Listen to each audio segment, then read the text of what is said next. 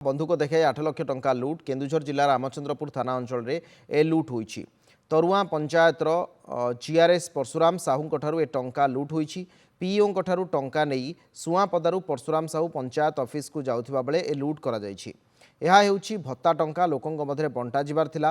GRS 8,11,000 ଟଙ୍କା ନେଇ ସୁଆଁପଦାରୁ ନେଇ ତରୁଆଁ ପଞ୍ଚାୟତ ଅଫିସ ଯାଉଥିଲେ। ଏ ସମୟରେ ବଣିଆପଶି ନିକଟରେ ଏକ କଳା ପଲ୍ସରରେ ଆସି ଜିଆରଏସ୍କୁ ବନ୍ଧୁକ ଦେଖାଇ ସବୁ ଟଙ୍କା ଲୁଟି ନେଇଛନ୍ତି।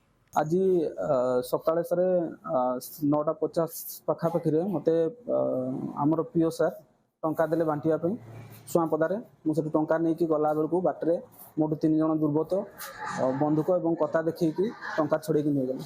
8,11,000 टंका थिला जोटा को भत्ता बांटिया नौली ता सहित अन्य कागज पत्र एवं 4 मासर भत्ता अकाउंटान्स अन्य गुरुत्वपूर्ण कागज पत्र सब पंचायत बैग रे थिला आज्ञा जबरदस्त झिंकी नहीं गले। से बाइक हम्सटा थिला ना से हम्स पाखे अटे कौन टणा जिका कर बैगटा छड़े दिले छड़ला भितर मुझे जाकि पहुँचली जड़े बैक रे थिला दी जन आसिक टणा जिका करके बैगटा को नहीं जाता नेला से बंधुक जड़े बंधुक धरला जड़े कताटी धर मु एक्चुअली चिन्ह नी से आमर जे कौन कहते जीआरएस ना कौन गोटे अच्छा मुझे देखी नी से नुआ आसनी से तरुआ पंचायत।